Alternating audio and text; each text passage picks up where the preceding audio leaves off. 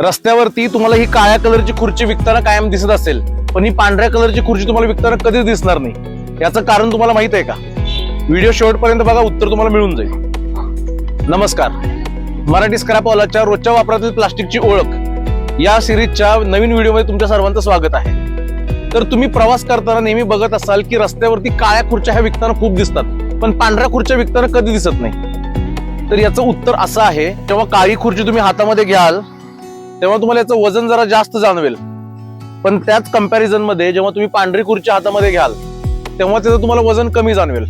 आता तुम्हाला असं वाटू शकतं की जास्त वजन म्हणजे चांगल्या क्वालिटीची खुर्ची आणि कमी वजन म्हणजे कमी क्वालिटीची खुर्ची. तर ते तसं नाहीये. ही पांढऱ्या कलरची जी खुर्ची आहे ती नेक्स्ट टू व्हर्जिन किंवा व्हर्जिन ग्रॅन्युल्स पासून बनलेली असते.